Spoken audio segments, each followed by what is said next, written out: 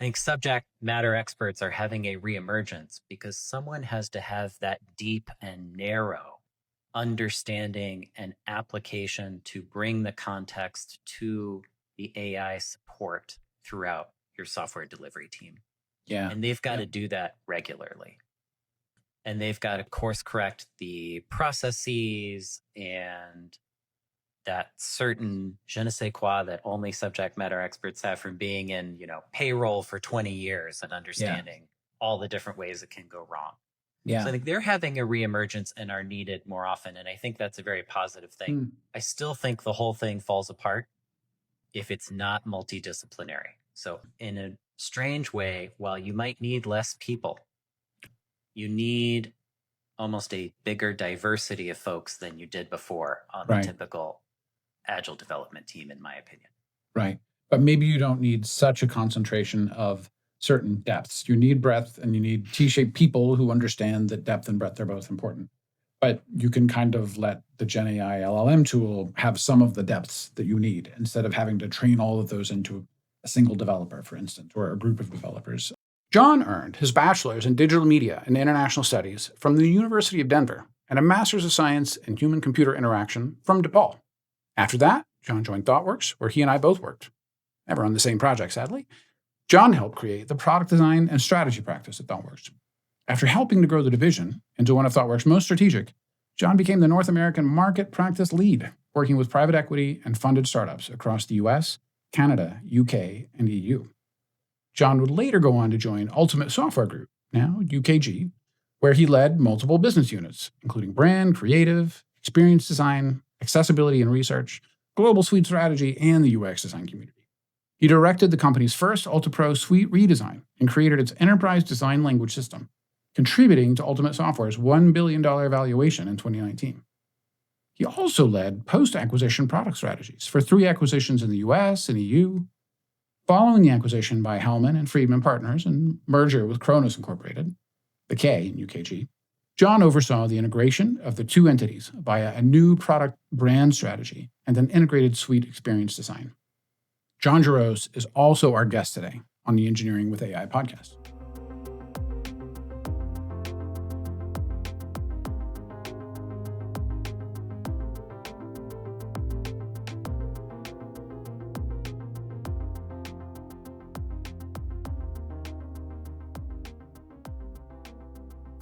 John, thank you so much for joining us today. Yeah, it's great to be here. Thanks for having me, Kyle. Yeah, I mean, like I said in the bio, you and I got to work together at ThoughtWorks. Never so directly, but I did work with the group that you started there. And when I think about the work we were doing with those clients, I don't think it would have been as strategic without the way your group interacted. And I'm not sure we would have been building the right thing. We would have been building it correctly, but I'm not sure it would have been the right thing to build.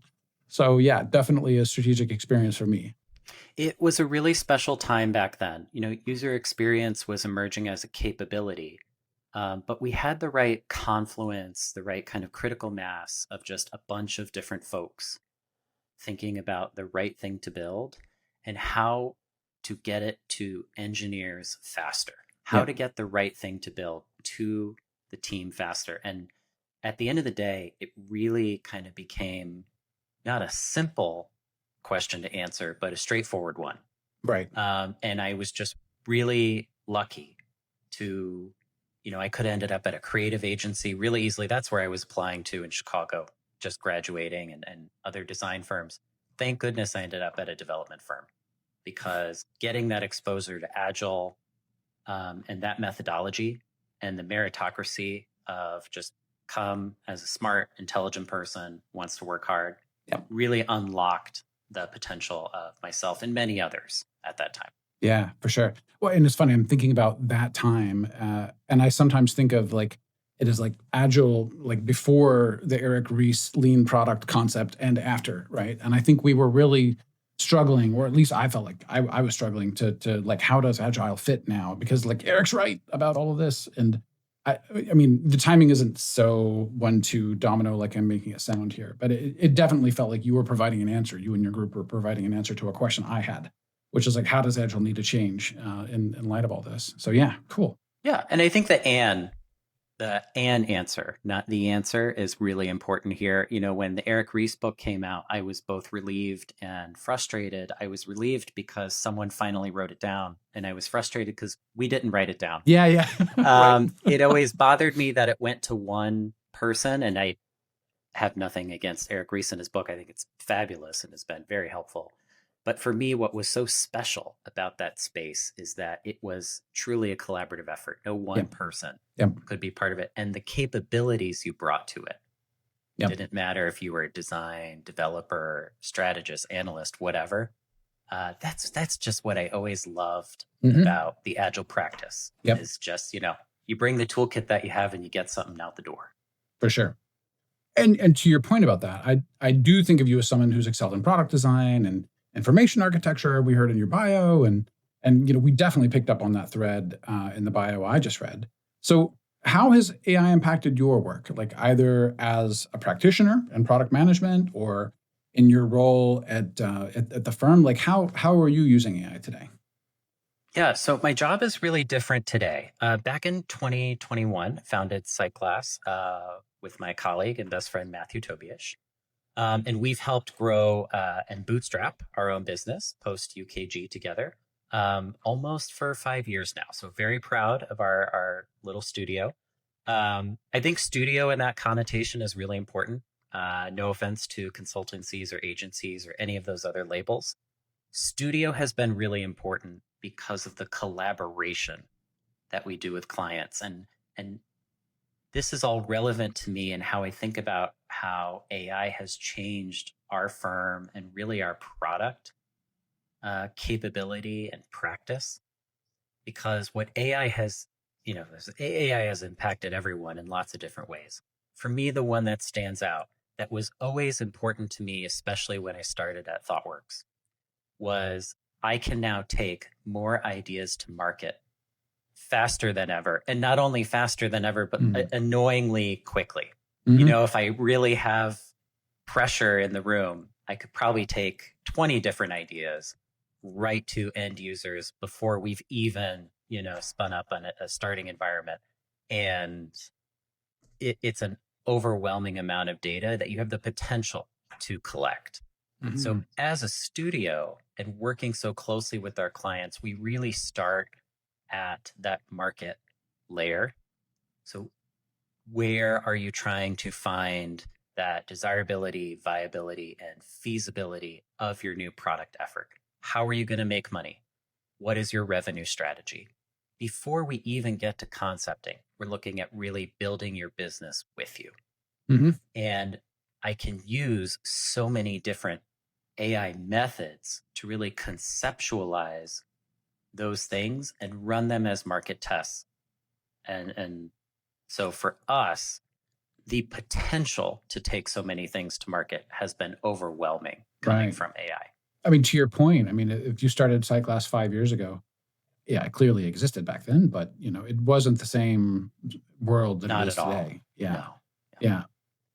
And I think for me, right at 5 years ago, the thing I was most excited about was low code prototyping. For me, I was getting to skip the whole conceptual kickoff, go right into low code. The minute we get a hook on value proposition and conceptual product, we jump right into delivery.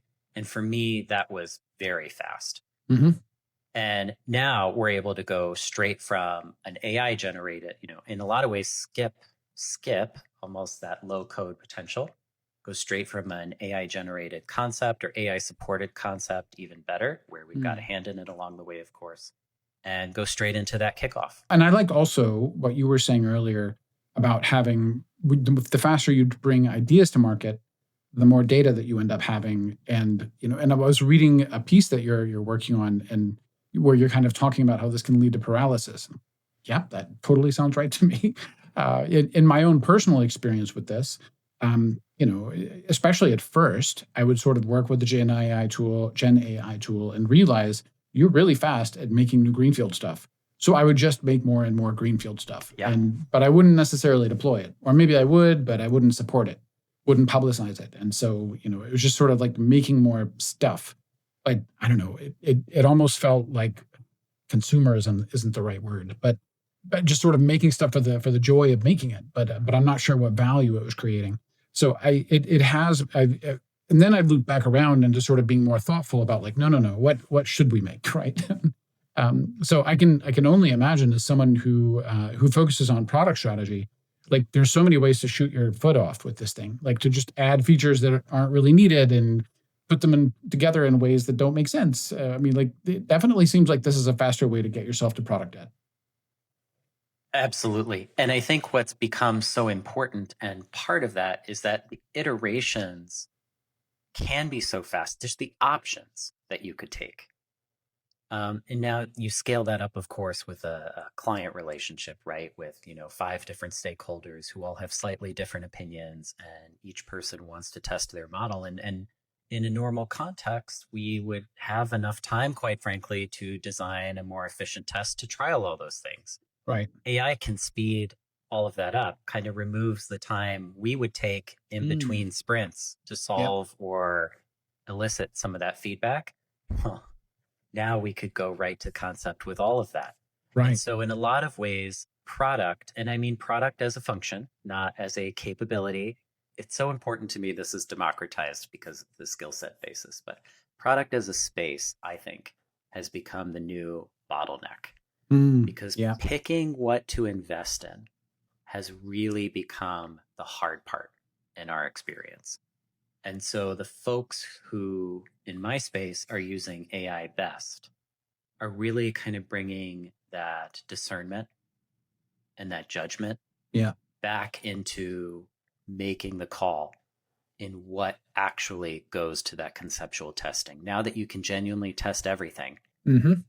ironically, you need to make the call on what you're going to actually test. And before, we used to crave that type of access and capability to Right. get ideas in front of people. Right. And now we have too many ideas we could get in front of people. Yeah. Yeah. Yeah. Right.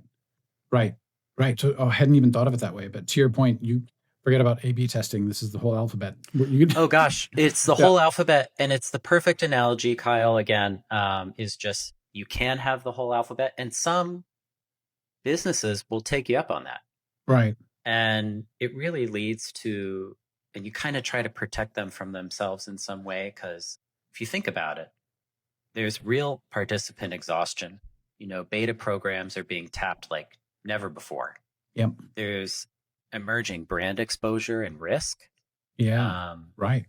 and the worst part is, like you said before, around just the potential for kind of stakeholder. And when I say stakeholder, I mean overall product team, really kind of scaling analysis paralysis. And just there's Mm, so much data yeah. if you Yeah. actually do all of that that comes in.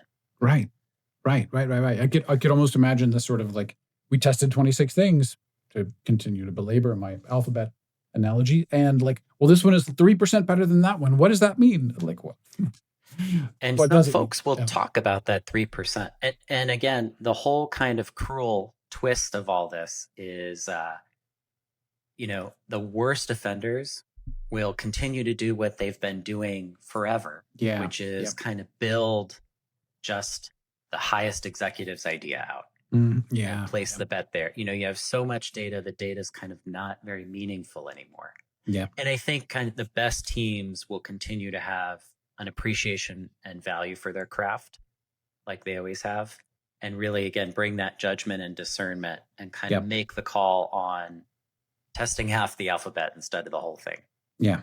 Well, what about you personally? I mean, are you using these tools when you're practicing right now? I mean, I feel like we're sort of in the realm of best practice with a lot of these Mm. stories, right? And what we're observing. But what are you finding? When you go out there and pick up a tool, like what are you wanting it to do? Like either in your individual work and what you're when you're working with customers. Yeah, that's a great question. So the way we're using it now, and then the way I'm using it personally, really, I should say, is I'm using it to help essentially make me a lot more efficient, which I'm sure a way Yeah. most practitioners are using it. But for me, some of the things that I've always struggled with throughout my career, just to try to get more of that time down, is around a lot of product analysis and design decision documentation. Yep. So I use Notion AI. That's fantastic. It's also able to read our Notion that we create for every new product that we deliver.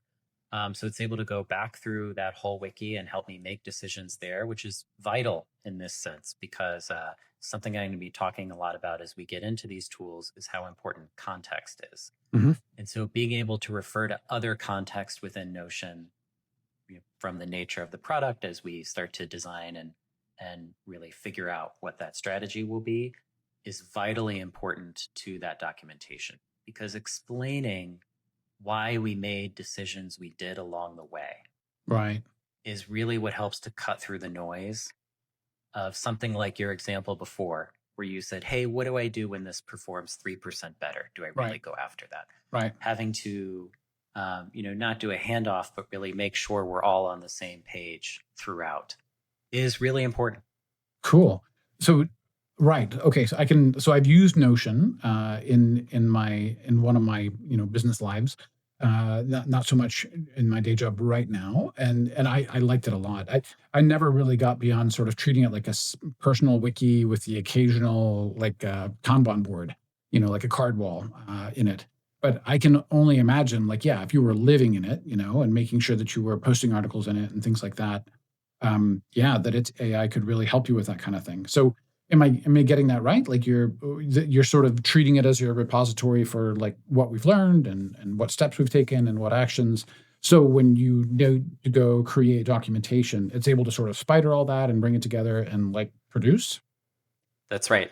And then what's also nice is that it's able to summarize, which again, all of this sounds pretty straightforward and simple, but just the amount you have to do when you're doing these large Yeah. enterprise projects on Yeah. how that strategy is relevant to marketing versus Yeah. IT versus, point of sale is Right. really, really important and just hugely time consuming. Right. So we don't ever truly replace any of our folks with AI, of course. I think that would be irresponsible, quite Right. frankly. But what we're able to do overall, and what I'm able to do, is quite frankly have a smaller and more tight knit boutique studio in Yeah. business. Yeah. So it's still really important to us that we have a diversity of capabilities and levels, but we don't need as many folks as we used to kind of have as far reach and as Mm, big of impact. yep. So again, for a small business, an independent small business, it's really important whenever you don't have to continuously add headcount. And that helps us to be much more effective, much more healthy financially, and grow our business more responsibly. We don't have to take as many risks.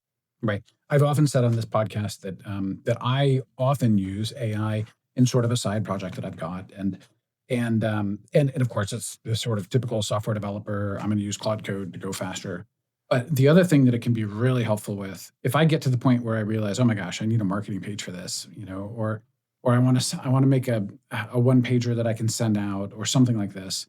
I mean, I can do it. I'm not good at it, but it's possible. But it's just it's almost like an ego depletion idea that like I'm gonna sit down and just go, oh, I'm gonna force myself to write something, but it isn't gonna be very good. Versus if I have a Gen AI tool do it, it's gonna immediately, like you said, it's not just gonna be the thing. It's gonna be this is what it means to IT, this is what it means to accounting, this is what and sort of go it'll have attached a framework for how to divide this thing into multiple things. And I wouldn't have. I would have written like 3 paragraphs, and that would have been it. Um, and and this project, it's not a business, it's not a small business, but it's like I wouldn't have done those things at all, right? It's not like, oh, I got to let go my copywriter. I wasn't going to have one, right? And so but it's enabling me to do things that I couldn't have done on my own. So I can really relate to what you're saying there. Yeah. Yeah, and for us, even just getting a first draft is enough, Yeah. because everyone in their career in software dev has experienced that product person or that technical architect who's got it in their head and who never gets it out Yeah. of their head. And so, if Yep. nothing else, we make sure that we're kind of getting that reasoning and strategy and really the systems thinking out of our head as a good citizen. And then we'll go back to and we'll manually do versions 2, 3, 4, etc. But helping to get that first draft out, Yeah. infinitely impactful. Because Yep. if the alternative is just that lack of consistent information across the board Right. and across the business, it's just creating risk. Right. Right. I was talking to Matt recently, and if I understand it right, he was telling me you've recently been involved with a team who got to really put these Gen AI tools to use. And I'm really curious to hear more about that. He didn't go into a lot of detail. It's something I say over and over again on this podcast. Most of us are like doing this at home, but we don't get to see what it looks like at work, because our maybe the organizations we work for haven't approved it yet, or it's still in procurement, or something. So I'm always dying to hear these stories. How did that go? Tell me about the project.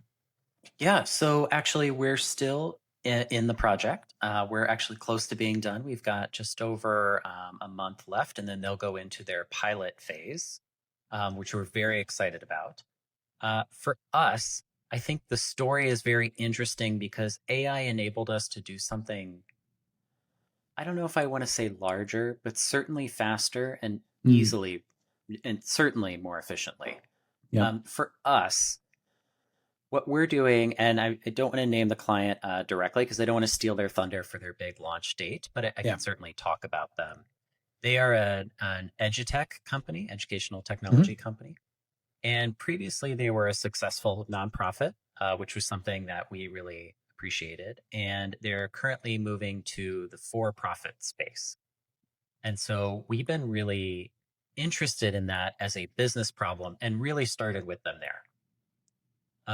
Because what they were looking to do is say, hey, we have this fantastic nonprofit. Here's the services and products that we offer today.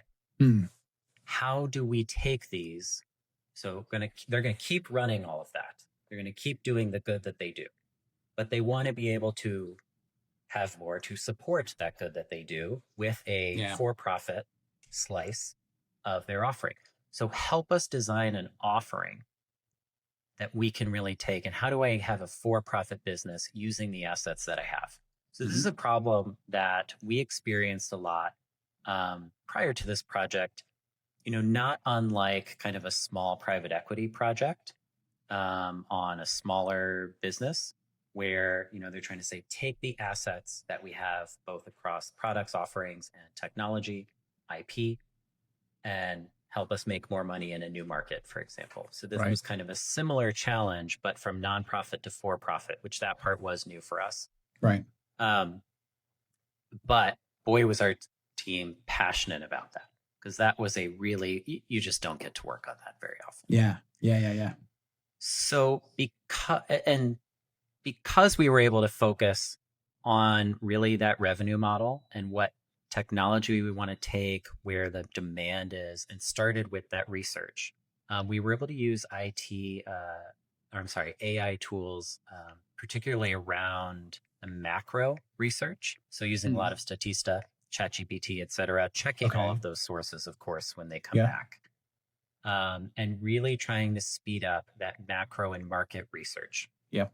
essentially creating the TAM, SAM, and SOM Okay. to get to that serviceable, addressable market and serviceable, obtainable market. So we could really start to estimate the revenue we would generate, the price points we would initially target, and come up with the best model, which is not always SaaS and software, Right. Right. to really help them get the biggest bang for their buck out of the investments that they were making. We were able to do that with a team of two and a half. Wow. So I'm very, very proud of that, Wow. because what it did, it has allowed this nonprofit to be able to spend money on someone like us, where typically they wouldn't have been able Yeah. to Yeah. afford a team of our caliber. Right. They would have had to go to an accelerator or start somewhere else. And my greatest fear for them was not that they would fail, because the team is fantastic. I mean, this, now I should say business because they're moving to for profit. Right. This Right. business is led by just an exceptional group of people. I never thought they would fail. I was worried that they would take, something that could be done in under a year, Hmm. and it would take them 3, maybe even 5 years to actually get to the same endpoint, and they'd kind Right. of bounce around to the cheapest vendors until they got there. Yep.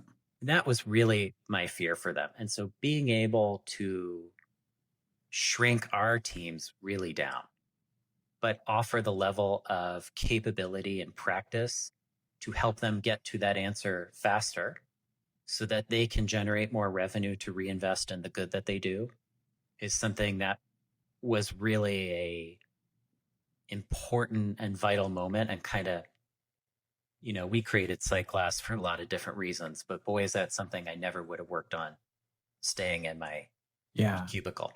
Yep. Yep. Yep. And so being able to do that was very important. And then, of course, after we discovered that model, we met with the board and decided to make an investment. We continue to use AI today to keep a lean team, to go straight to concept as fast as we can, and then get that Mhm. concept to market and straight into development. And we're nearly finished with development now. We will have Nice. taken them from market opportunity to actual, like, running a revenue generating pilot.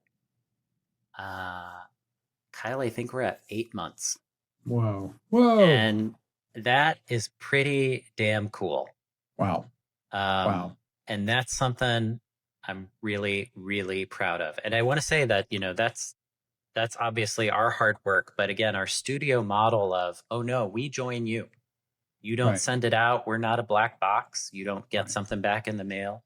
We are all working on it together. Yep. Um,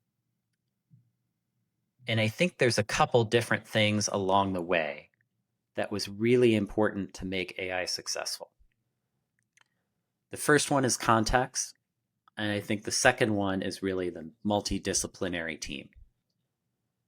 And Pete talked about this in your previous episode together, Yep. how Okay. important context was. And for us, we're really generalists at the studio. And so we have a lot of experience being able to make a judgment call, have some real important discernment, and help decide kind of where to invest, and looking at these different revenue models, all the different ways you could generate profit and run that within the system, how to design a healthy system, all the systems thinking, all that great stuff. Hmm. But they really brought a deep subject matter expertise. Right. And so both of us were constantly injecting that context back into a product that was being developed over time, Right.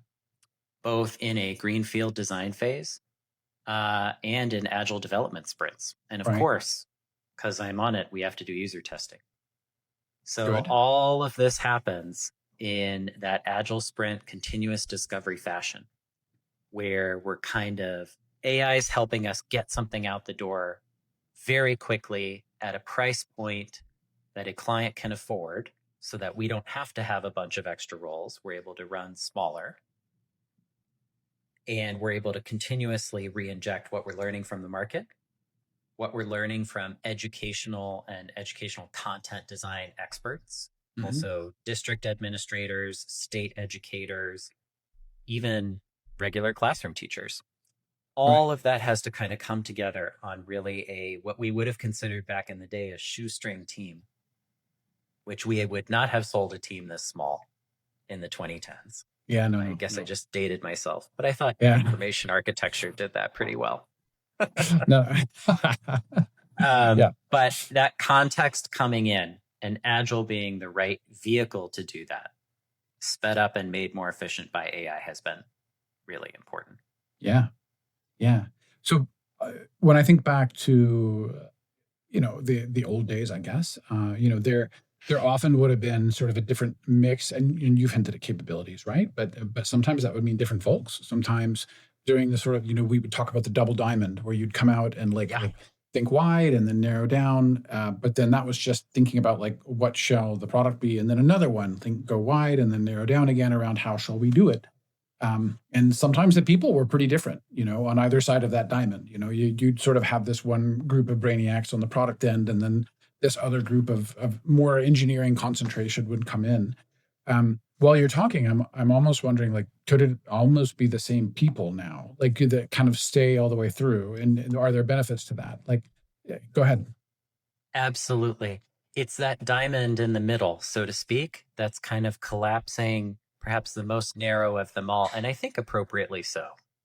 That second point I brought up around multidisciplinary teams, Kyle, Yeah. it's it used to, and I think especially for subject matter experts who've had it hard, they kind of started at the kickoff, unloaded all the things they know, and then aren't as needed in the past fashion. Now they're Right. needed more often Yeah. because I think generalists are vital to successful software. I think that Yeah. is very important. You've got to have someone really good at making good products, Yeah. and that expertise obviously vital.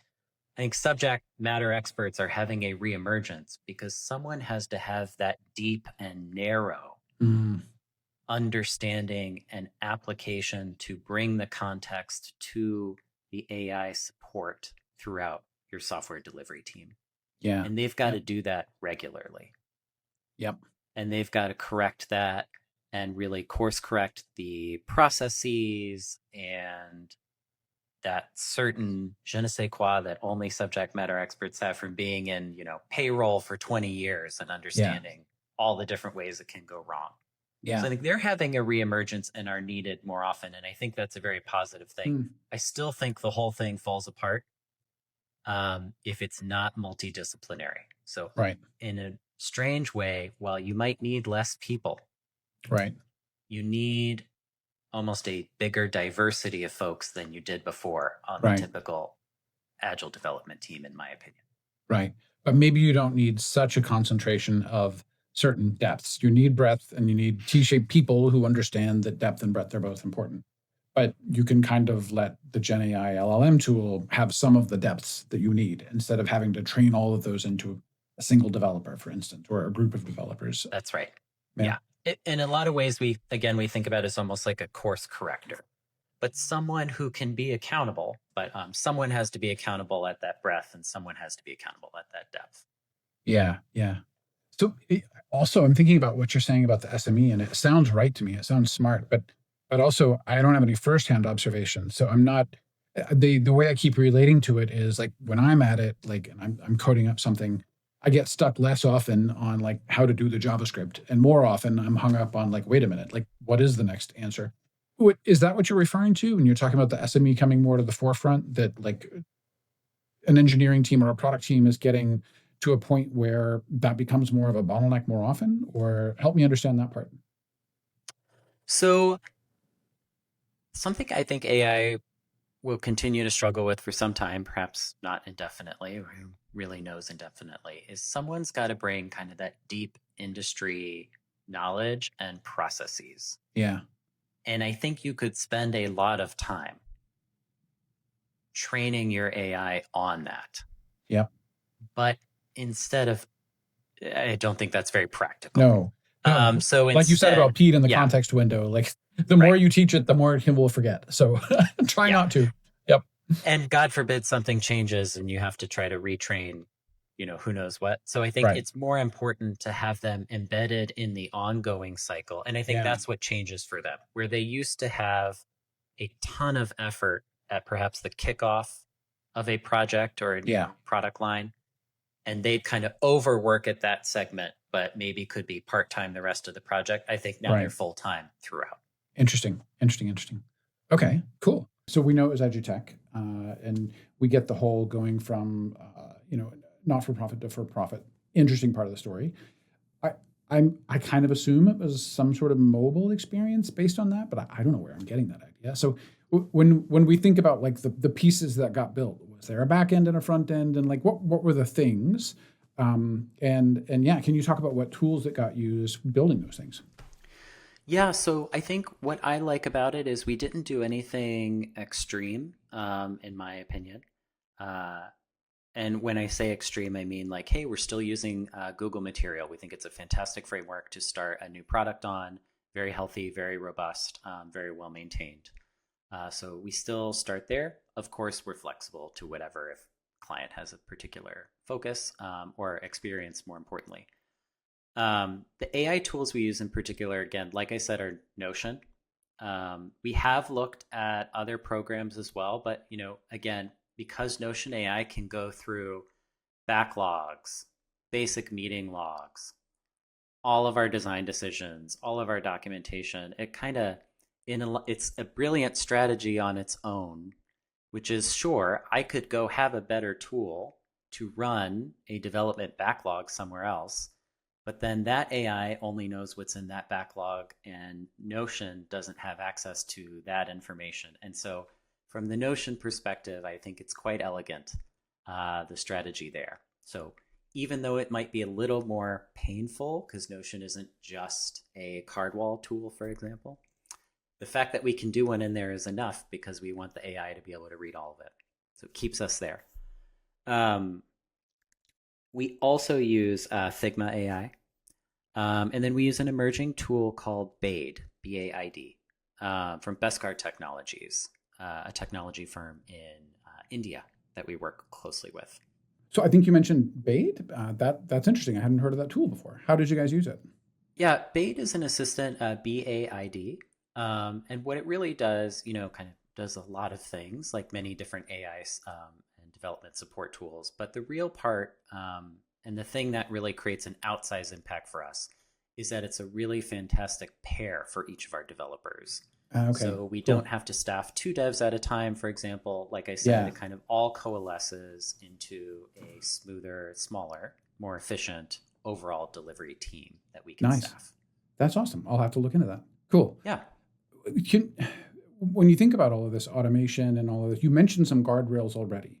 You mentioned some guardrails around, like have the Gen AI do some research, but then double check the sources, which I can relate to. It is so fast at browsing the web. It is amazing. Yeah. It makes me never want to write a screen scraper again, or sometimes not even want to search normally anymore. So I totally get that.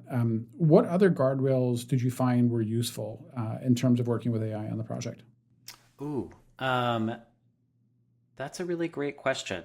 I haven't thought of that very much because I think a lot of it is quite organic Mm, because no one really trusts what comes from AI. right. A lot of things kick in really naturally. Cite your Yeah. sources and check your sources is the most obvious one. We use Statista for a lot of our um, macro environment and business market research. Um, we're always double checking that by default. Right. So we continue to review all of those things like Figma AI, I think, is a good example.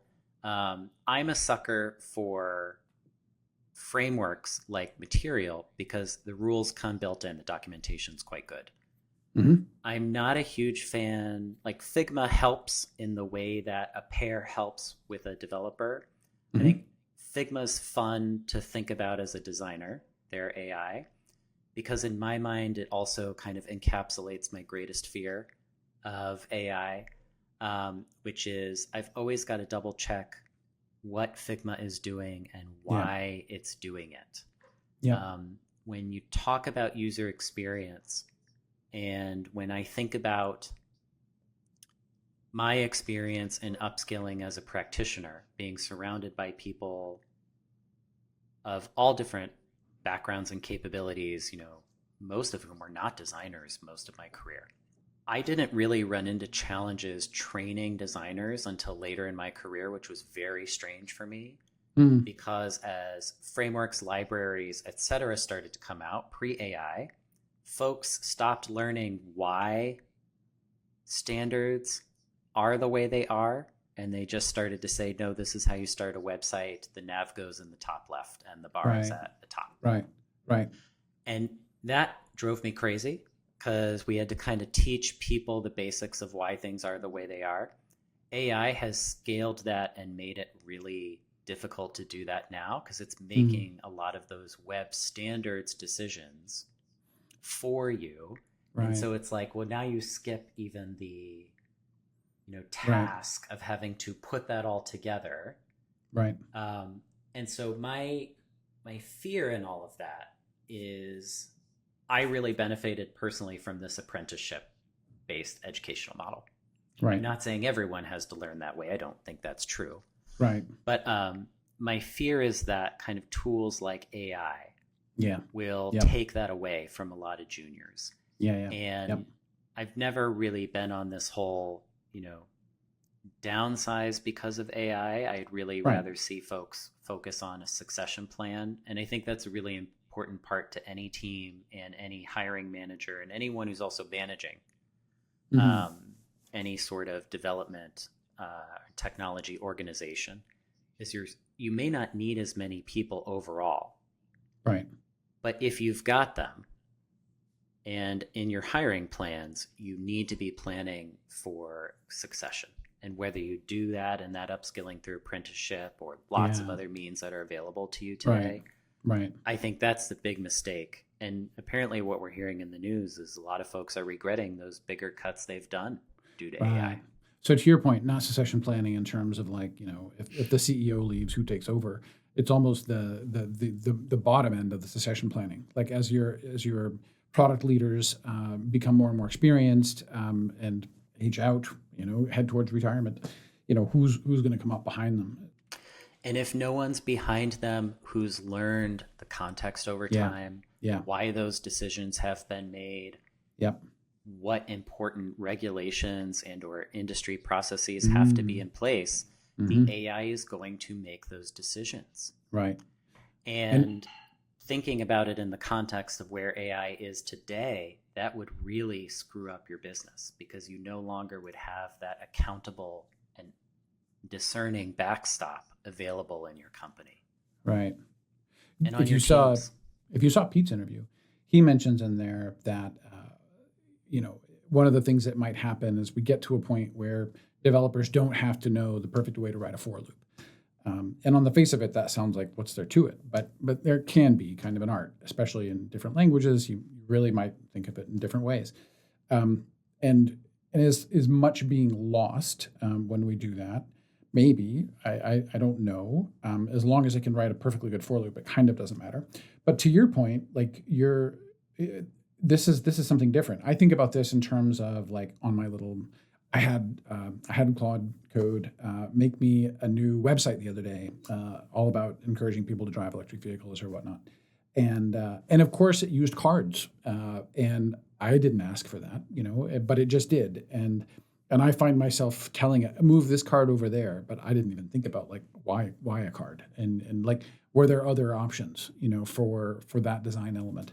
And so, to your point, it's one thing to think about engineers losing a grasp of a really beautiful for loop in Python. Should it be, based on a range, or should it be, or whatever? This is something else. This is almost like the basics of the interaction patterns that we're using. I could really imagine if the why we do things the way we do could really get lost on some point. Yeah.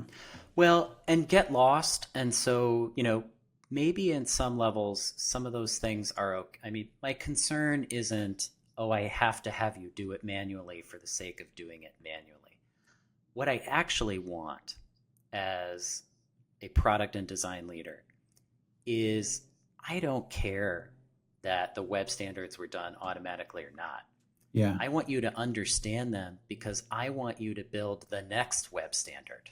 Yeah. Yeah. I don't care that the for loop is done for you by AI. And if Right. it's, 80% of the way there and that's good enough, that's still delightful to the end user. Fantastic. We've Right. shaved X amount of time off our plan. Yep. But what kills me is that maybe that junior won't invent the thing better than the for loop Yeah. Yeah. Yeah. or the Exactly. next for loop. Yep. And that's what, Yep. as someone who was very lucky to go through a transformational time in technology, even Yeah. with just mobile emerging. I Yeah. mean, think about the swipe left and right, Oh man. man. Yep. I Yep. mean, these interaction patterns came out of nowhere because Yeah. books on web standards were just being written. Right. Lean delivery was just being written. I mean, Right. I in the best, it was the best and the worst of times all at once. Yeah. Yeah. Because We you went couldn't from get click your to ideas touch out and fast enough. right. Yeah. That's Right. right. But also, you had so many. Yep. And as soon as we all agreed that nav bars go at the top, Yeah. Yeah. Right. everyone Right. then understood it so they could build the next best thing. Right. And Right. and that's what makes me sad is there's so many and much smarter than me, so Yeah. many brilliant folks Yeah. coming into this industry Yeah. who I think could design better interact. I mean, we're still using keyboards and mice, for crying out loud. Those should have been replaced decades ago. Oh We my can gosh. build better things. Oh, you But if stole they my don't heart. understand them now, how are Take my they going to keyboard build away better with ones? from my cold dead hands. Ah. But that's your human interaction background for sure. Yeah, I'm ready for it. Someday we're going to have to really nerd out about why I take my keyboard away.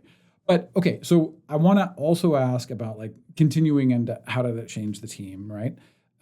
So when I think about the way that I'm working solo, I feel like I'm kind of technical product manager and QA person. Like I feed smart stuff in and it does all the development work. And then I test and maybe I deploy. Maybe it writes the deployment script for me, whatever. But I feel like that's where my role now ends up getting focused.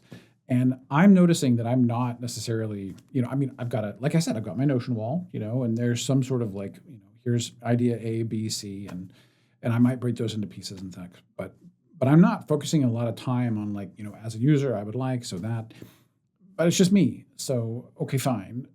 So how are you when you think about like the delivery ready part of product management, and you get into like epics and stories and all of this kind of thing, user journey mapping and all of this. Are you seeing changes to the way that works based on these tools? Is it sort of the same capabilities but faster, or it's like no, it's a total shift and we don't even do that anymore? Like what sorts of changes are you seeing at that level? I'm not seeing a huge shift. I'm seeing more of it faster, Right. Okay. which for me is just fine. Yeah. I am also the type of person, though, where, if I found something faster, or I'm sorry, more effective in visually communicating an idea than a journey map, I would be the first adopter. Right. So Right. I'm very interested in AI providing me with new ways to meet my outcomes. I'm always up for that. And Yeah. that, I think, has helped me a lot personally with my own AI adoption curve. I Yeah. will admit, there are some things I just don't want AI to be in, because I've got my own system and process around it. And I'm sure Yeah. everyone's a little Right. particular around that. I really don't like AI in my social media, Mm-hmm. because then I don't actually want to scroll through faster. Give me all the doom scrolling right Right. before bed. Um, I like the manual and interactive process. I enjoy. I feel like, Yeah. it's a way to stay in touch with folks that I don't live near anymore, Yeah. and that's an Yeah. important social connection for me. There's something about that, Yep. and I don't like AI shortening my conversations with other people and trying to make me read it faster. I hate that. Oh yeah. Yeah. The summaries. Um, Interesting. Okay. yeah, and so I've definitely got things I don't want it in, but for the most part, in the product space, I have found it speeding up. But yeah, if there was something that would better communicate, especially complex ideas and systems thinking, I would really love to see more Yeah. innovation in systems thinking with AI. I think that's a really Interesting. untapped space, Yeah. and communicating those levels of systems thinking broadly to wider groups of people. When you think about this team that you were leading, going from as you said, like new potential market entry to delivering a working prototype with revenue attached. Holy cow! Oh, Um, not a working prototype, full, ready to go, releasable software. yeah, right. Amazing. What all changed about like architecture and planning? Where there places where getting to use the tools changed the way that that works? Um, I think for planning, again, we were able to be more responsive faster. So, kind of the scary part about agile development is when you're running continuous discovery, you don't know what you're going to find. And luckily, in the past, sprints used to be long enough where you could kind of pull it out of a hat if you had to and really try to work in advance of the team, one sprint ahead, so to speak. Right. Um, Now that timeline is much faster. Yeah. And so I found that working in smaller chunks along the way and smaller sprints has been a really helpful and beneficial way to kind of keep pace, because we've had to adjust our own pacing for where we're going next, what we're building Yeah. next, Interesting. um, a bit. Right. I wouldn't yet say we're on the fly, Right. um, but we are having to work in smaller chunks so that we're ready for development. And to be fair, there's also less risk with some of the chances we have to take because things are more refactorable. Right. AI helping us do refactors and minor edits has been invaluable Yeah. in this Yep. project as well, Yep. especially because I think we happen to be right now with the new product we're developing, working with some of the subject matter experts who have never worked in tech before, have never been part of software development. And so it's happened more than once, and I think completely natural, that sometimes the aspect we were envisioning and conceptualizing, doesn't work the way they thought it would. And less a communication problem, more a, oh, that's how it really works and what we agreed to. That's, I thought it would do this. So we've had to refactor quite a bit. I shouldn't say quite a bit, maybe every once in a while, really.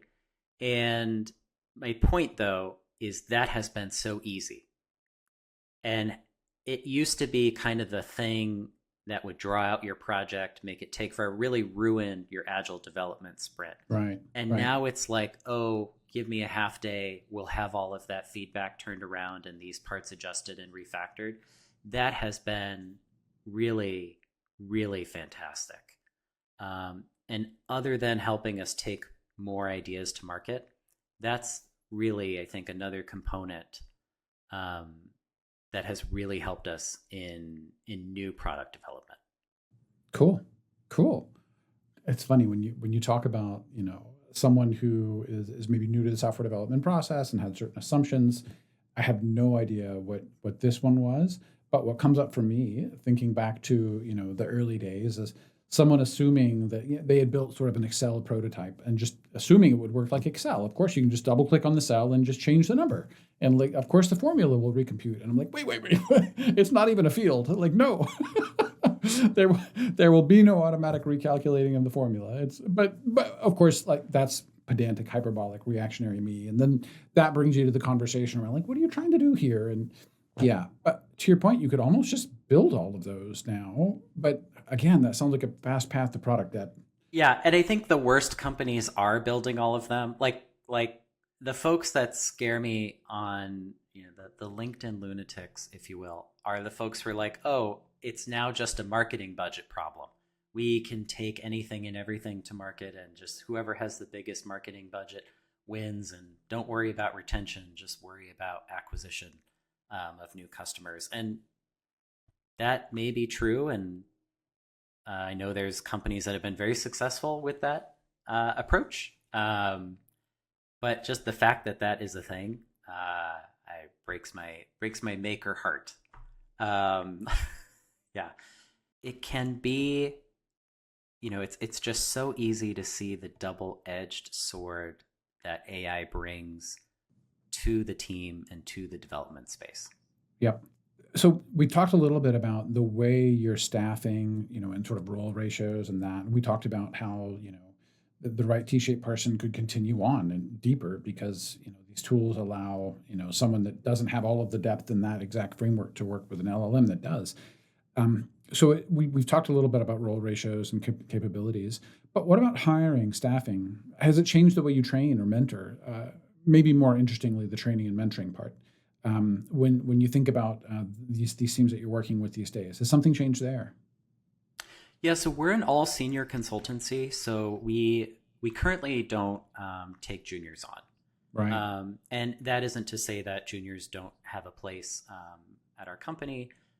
We're actually finding that a lot of the seniors that we bring in, we are having to train some of the why, but they're kind of over indexed on the capability and practitioner side, and obviously very adept at all of the AI tooling. So everyone wins. I mean, that's not a bad thing in any way, shape, or form. And so we're finding that in our staffing and in our hiring, it's really coming down to, in a lot of ways, it used to be easier. You used to be able to say, I'm looking for this amount, this capability. Go and hire this capability. Fairly straightforward. What level do I need? Now we don't think about that one role.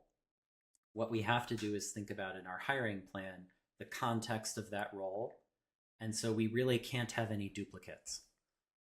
We've got to have people with different generalist backgrounds across different industries, complementary capabilities, complementary levels, types of clients and industries they're good with. And we kind of have to look at the puzzle and then figure out what that piece is and then go search for someone. And, no one is ever perfect, and nor should they be. And so you find where you're going to compromise as well. And so it's funny in my mind, and kind of very frustrating too, is it's almost like if you can find so many great candidates and practitioners, what you're really looking for is the person who's willing to be a little flexible, and flex with the team, not for the team, to fit in, to be that kind of complementary piece to everyone else's kind of quirks and changes. We've been very lucky, where we've had several folks, who have fit that mold. I shouldn't say mold because it's the anti-mold that we're on now, thanks to AI. Yeah. But Yep. who fit that bill and have just really excelled in our environment. And you can tell when the team is getting better. Again, it's almost taken hiring off of the person and onto the group and context that they exist in. Right. I like that. Yep. And that's compounded again, because as a small business, that's our biggest expense, is our talent. And we're always going to spend the most on our talent. And so being able to be successful, reach for larger projects, reach for more complex projects with smaller teams, that helps us to organically grow over time. Yep. And run a healthy company. Okay, cool. Well, this is great. I've got to keep an eye on time. I've kept you quite a bit already. But let's sort of head down towards the final couple of questions then. And with these, we're sort of leaving the realm of like this specific project or even Sightglass. It's almost your life in general, though it could be from recent activity. But yeah, what's something that you've had to change your mind on, or that might have seemed unintuitive or wrong at first, but that you have since realized, oh no, that's actually right? It would have to be around the non-software development practices. For sure. Starting a small business has been really hard. Yeah. Yep. Not surprisingly so. Sticking to the topic of AI. When you start a small business, you kind of get into the business to do what you want to do, and you end up doing none of that. You end up learning about compliance and collections, tax law. I'm like an armchair statement of work lawyer now. You end up doing 1,000 things unrelated to what you got into business to do. To what you love. Yes. And you learn to love those things because they're the fuel and the enablement that lets you do what you want. And I was very resistant to AI in those tools, in my accounting tool, right, in the legal space, in all of these, in hiring. I was very resistant to AI because I couldn't check it, Kyle. And so my primary experience with AI was as a practitioner. And so I'm like, I can vet all of this. I know what it should be. AI is supporting me, and I can very quickly, subconsciously know if it's wrong or right. Because I had to learn as I was going, how the finance tool Zero works and all the different, finance was really, I am not a math person, so that was hard for me. But the finance tool and tax law is never ending. And so AI in that space, I was very resistant to it because I could never really tell if it was like, wrong. How would you know? I couldn't know. And I was bugging other people. And I was bugging other people to check it. And God forbid I had to pay a real account. And we have an accountant, but it's like, okay, we'll add to my bill because now I have to add these questions because I don't trust the AI and I need to. So it's like, I'm trying to keep my bills down. I'm trying to paying an accountant to double check your AI's work. And it's just like, no. And so I just turned it off. Yeah. And as I kind of got my own confidence, I just got much more comfortable allowing AI to support me in fields I didn't know a lot about. And I did it slowly. I would kind of very progressively manage it. I never really went, overboard right away and said, well, if it's wrong, it's wrong. But I tried to take a very, it was hard for me to let it in. And so I really had to dole out AI in spaces I'm not an expert in. That was really hard for me to do. What's something you're most proud of? Uh, I'm really proud that we are still in business because, like I said before, we are independent. We may raise around in the future or whatever, but right now we're bootstrapped. And that's not the prevailing way to start a business in technology. I'm really proud of the team and what this team has accomplished, and that we've grown organically and sustainably over time. I'm really excited we have a healthy, debt free business that we own.